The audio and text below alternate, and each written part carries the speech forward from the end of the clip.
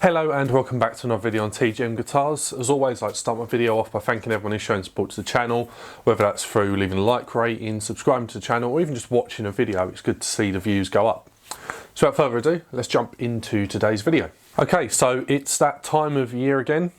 We're getting towards the end of 2022.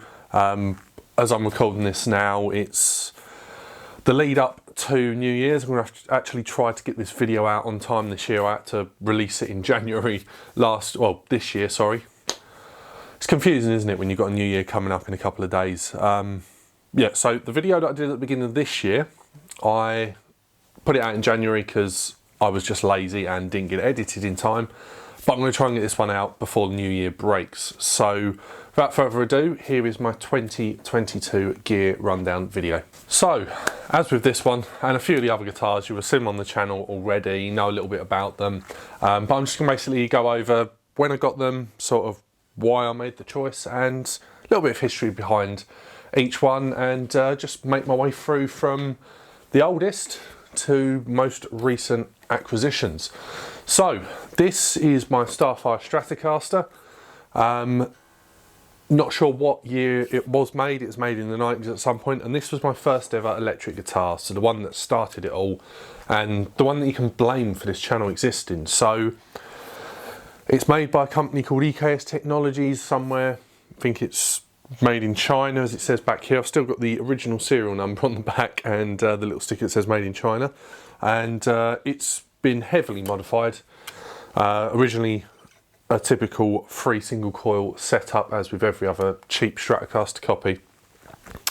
I've converted it over to this. It's been for a few sort of stages at different points. Had a humbucker in the bridge. It was HSS, then I went to HSH. I used to have a coil split switch down here, and one that can make these two pickups work together. It had a maple neck on it at one point, and this rather terrible relicking job that I did at some point, because I thought, you know what, let's experiment, let's have a bit of fun, let's make this guitar look as old as it actually is. But yeah, that's my first ever guitar, one that I'll never get rid of, and well, best place to start really.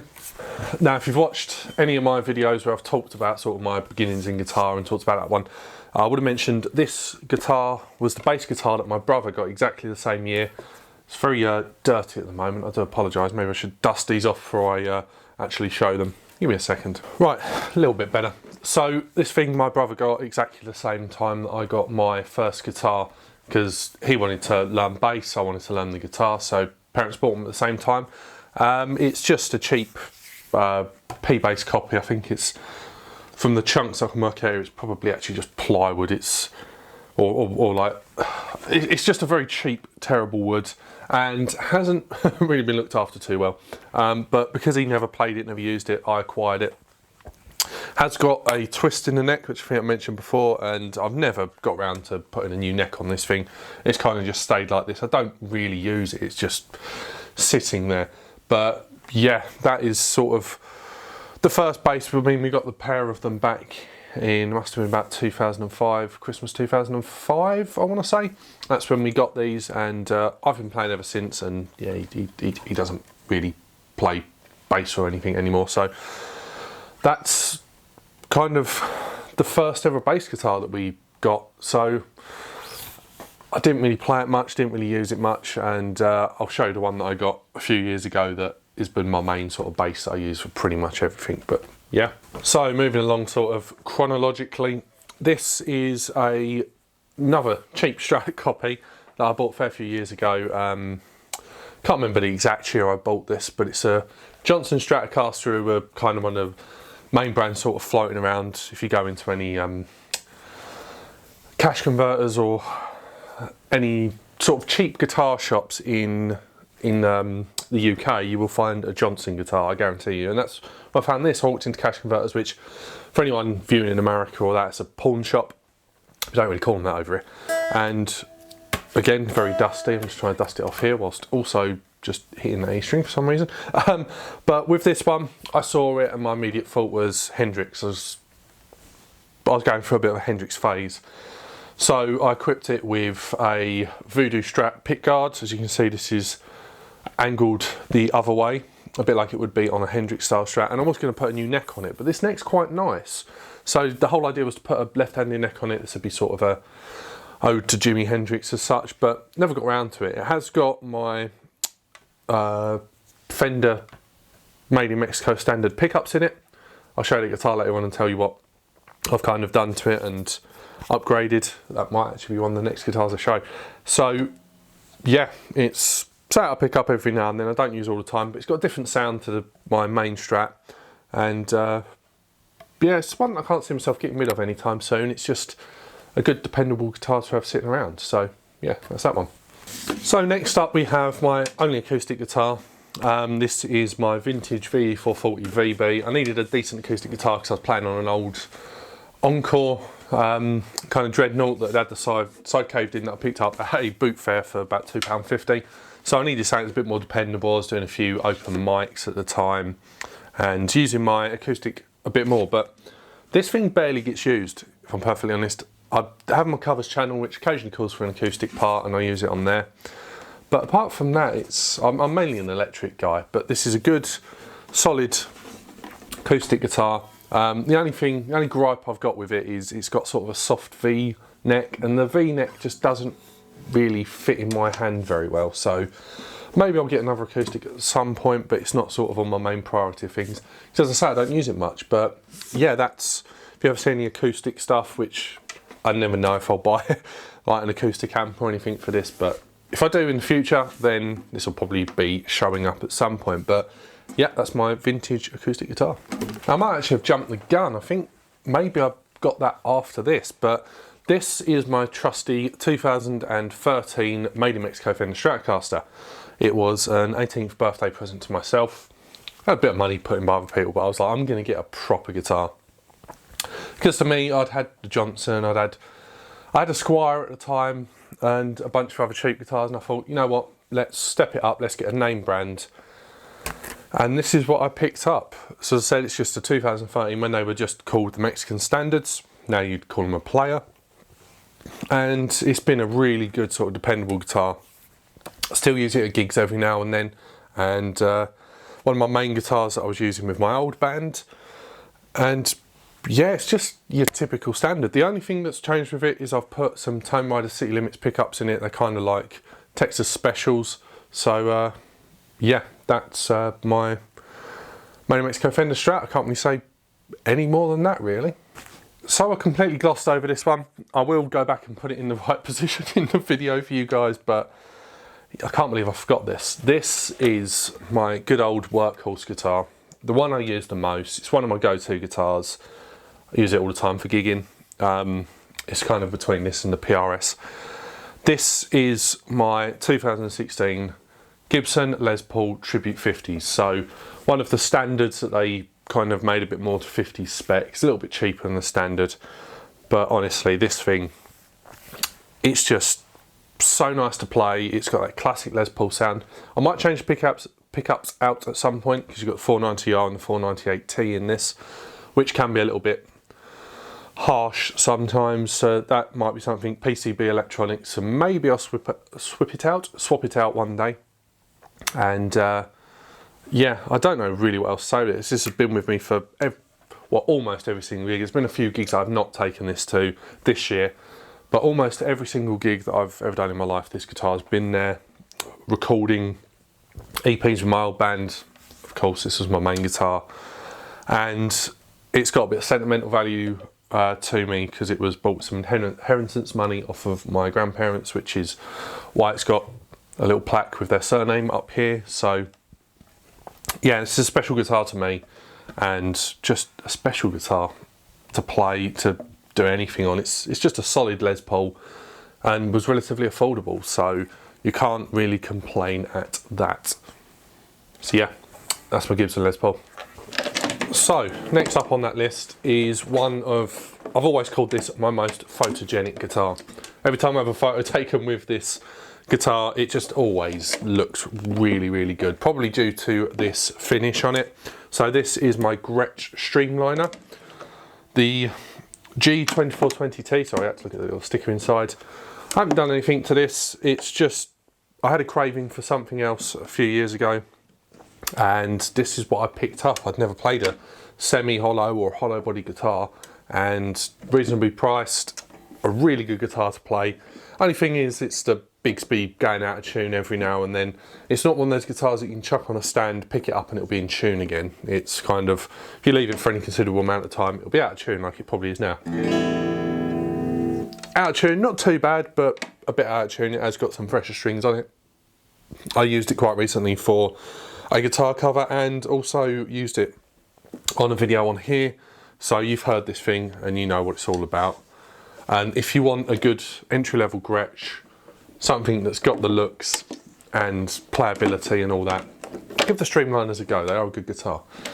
I've just got to adjust my light, so I realise that's better. But yeah, that's my Gretsch. Now moving on down the line, you've got my other bass guitar. So I purchased this during lockdown back in 2020. I needed something to do, stuck indoors, and I thought, you know what, let's give bass a proper go. So I picked this up. It's the Harley Benton VT series jazz bass, and it's real ash body that looks absolutely stunning in this free tone sunburst, and it's a boat anchor. This thing weighs an absolute ton. It's got this lovely bound fretboard on it and really comfortable to play, a nice neck shape, and it's just a really good J bass for not that much money. I think it's 130 Great British pounds. If you've ever played a Harley Benton, you know it's all about value for money, and this is a good one. So I whip this out every now and then when I need to do bass lines if I'm writing something original, which I need to get back to. I haven't done that in a while. And yeah, if I ever just feel like playing bass, this is the one that I'll pick up. So yeah, that's my Harley Benton jazz bass. So now we're moving on to some even more recent guitars. This is my Brian May Special in this lovely white finish with the tortoiseshell pickguard. I wanted something a bit different from Brian's Red Special, not kind of go for that classic, I meant to say plain or classic, I couldn't decide then. The classic red with a black pickguard, so I went with this, and it's a good guitar if you want something different. The neck is a little bit wide, but still comfortable, and it's got this lovely ebony fretboard, your freezing coils, which you can turn off individually in out of phase. And if you know me, I'm a massive Brian May fan, so it made sense to pick one of these up at some point.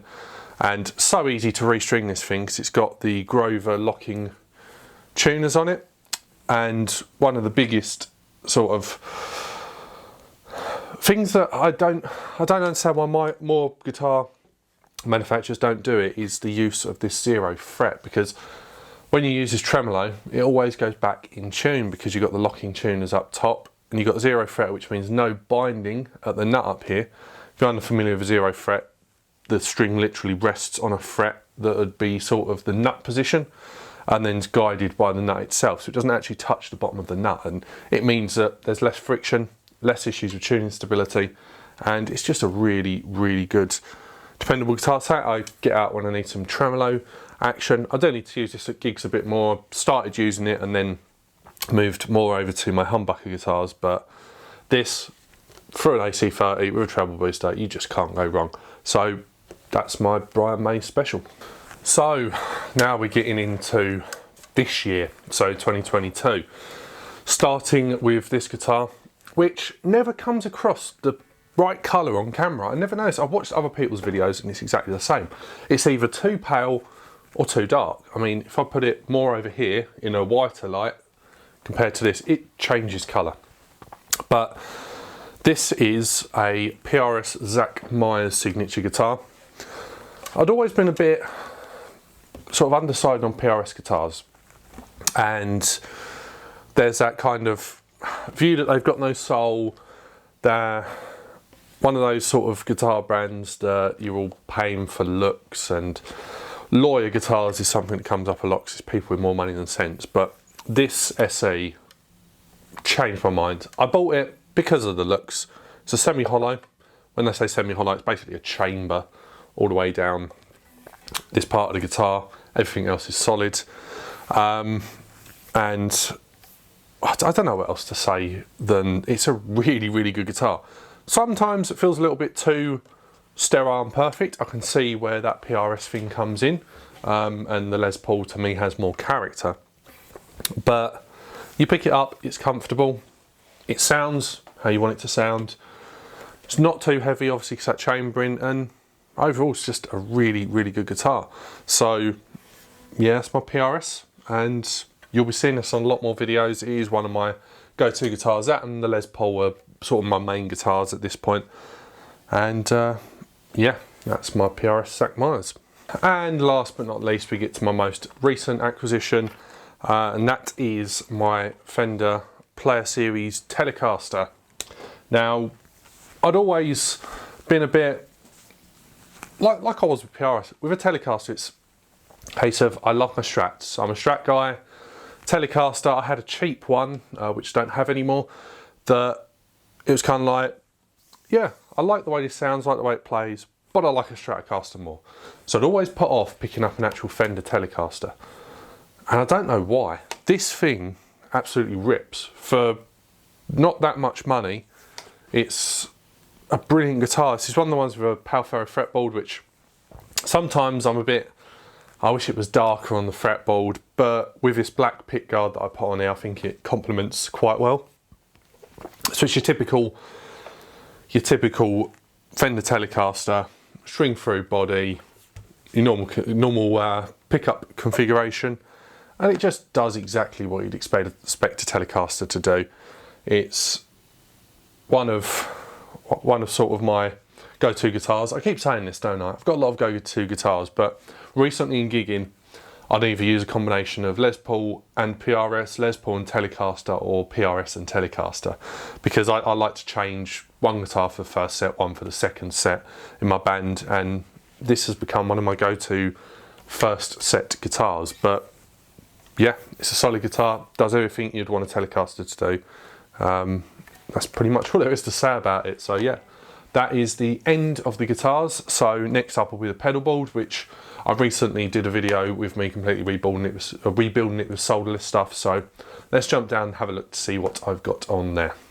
Okay, so here is my current pedalboard.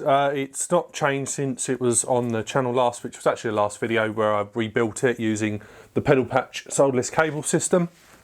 And a couple of these pedals are brand new, got them for Christmas, so can't speak too much about them because I haven't actually plugged them in yet, but they are sort of a main, hopefully a mainstay on my pedalboard. So if we talk through signal paths, so I have this custom junction box down here, does all the inputs outputs, which makes it easy when you get to a gig. Everything's in there. I've not got it powered at the moment, but everything is powered by the One Spot CS12 Pro.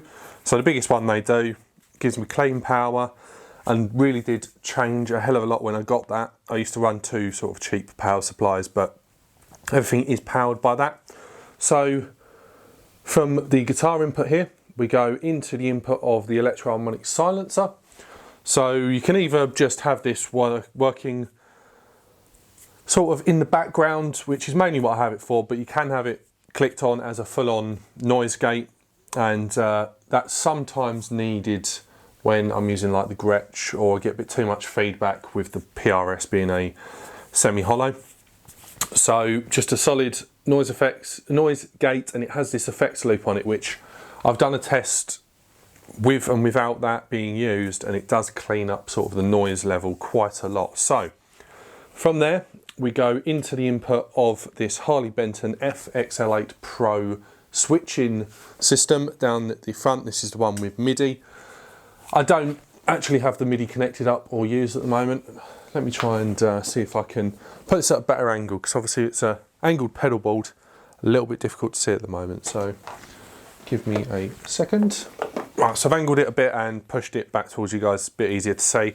So this is an 8-loop switch. You can have it as two separate sets of 4 loops, but I have it jumpered down here for loop 1 and 2 connected, so everything's going through this together and into the front of an amp. So from there we've got an output that goes to my tuner over here, which is the Korg Pitch Black Mini. That hasn't changed, it's a good solid tuner, and I've got no reason to swap it out for anything else. And from there we go into loop 1, which is the Electro Harmonix Little Big Muff. Great sounding fuzz. I don't actually use it at the moment live, but it's there if I ever feel like changing things up. In loop 2 I need to change all these stickers. Used to be the Hotcake clone that I made previously on the channel. I showed you guys that. For a moment it was the Donna Dark Mouse Distortion, was going to replace it with another Rat, but instead for Christmas I got this, which is a Victory amplification V1, the Kraken, and that's going to be my heavy guitar sound, so when I need something that's a bit more gainy, I'm hoping that gives me everything I need. There'll be a video on that soon. And next to that I have the what used to be a Klon loop. That now goes into this Wampler Plexi Drive, another brand new pedal and acquisition. So there'll be videos of both of these pedals coming out soon. It's going to be my main sort of guitar sound and give me everything I need as far as a classic rock guitar tone goes. Next up we have the Tube Screamer Mini. Bit undecided as to whether I'm going to change that out at some point for just a pure boost, because that's really all I use it for. I know it gives me a bit more mid, but I don't know if I really need that doing any more than a boost function, so that might be changing soon, but I've had this on my pedalboard for years and it's never let me down. Next up we have the May Boost, which is a clone of the TB83 treble booster that Brian May used to use late 70s, early 80s. So when I need to go into Brian May mode with my Brian May Special and my Vox, that's when that comes into play. Don't really use it for anything else more than that. Do need to play about with the whole treble booster thing and maybe chuck it through the Marshall at some point and try and go for a bit more of a Judas Priest, Tony Iommi with Black Sabbath vibe. I'll give that a go at some point. Maybe we'll do a video on that, how the treble booster sounds. I know they're a bit of a hot topic at the moment, so I don't want to just be another person making a treble boost video. So after that we have the first bank of the MD500. Use this for all of my modulation effects on the chorus. It also adds a little bit of octave effect for the solo when we do Paradise City live with my band, so it's good for that. And next to that I've got I've got A and B loops, so I can use this individually with 2 different effects. Basically it's like having 2 different modulation pedals. That's how I use it. Then last but not least we have the Donna Yellow Full Delay in my loop 4. Or loop 8 rather, if you go loop 1, loop 2, both 4. That only really comes on when I do solos along with the Tube Screamer for a boost. It just adds a little bit of thickness. And then this little box here that isn't connected up at the moment, I need to source some slimline stereo jack plugs. This is just a bank switcher for this, so it allows me to switch a lot easier. Now, once it comes out of the Harley Benton switcher down here, it goes into a Big Shot ABY. I have this so I can use both of my channels on the Vox, because some of these pedals, I did an experiment back when I got the Vox, and some pedals sound better through the normal, some better sound better through the treble boost channel. So that just allows me to switch between those without having to physically change them over. So that's all that's in there for. Then that goes out to, you've got out A and out B on this junction box. And that's it, that's the pedal board. So there'll be some sounds coming soon of the Kraken and the Plexi Drive Mini. I will probably do a 2023 kind of rig rundown like I did this year, and let you guys know how I'm using this and give you a few sounds from it. So watch out for that, but that's all there is to say about the pedal board. I've got an ever-growing collection of other pedals that get put on every now and then they get taken off and end up stored on a shelf somewhere, like the Klon, the Hotcake, and all of that.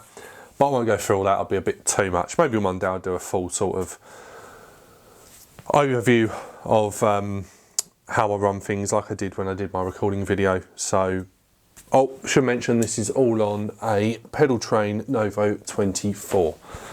But yeah, that's my pedal board. So, final section of the video. always most difficult to record because trying to get the lighting and the camera. I need to get a wide angle lens for this so I can get the entirety of the amps in.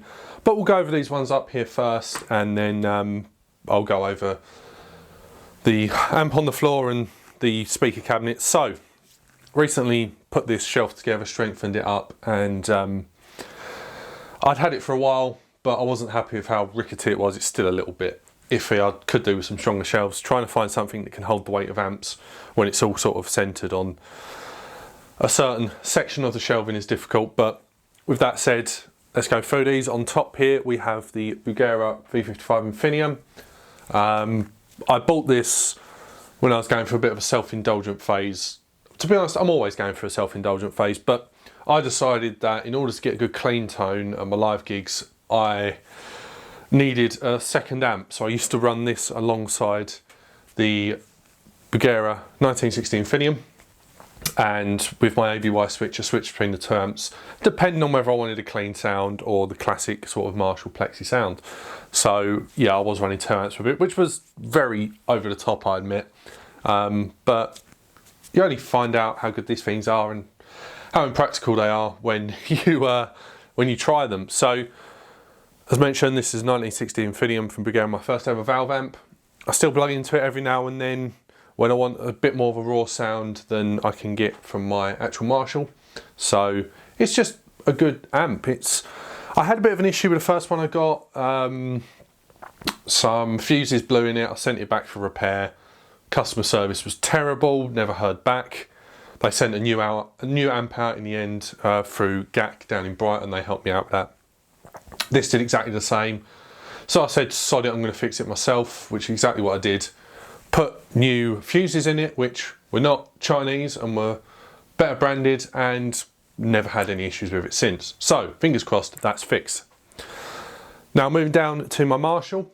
This is the DSL 100, which I've had for a fair few years now.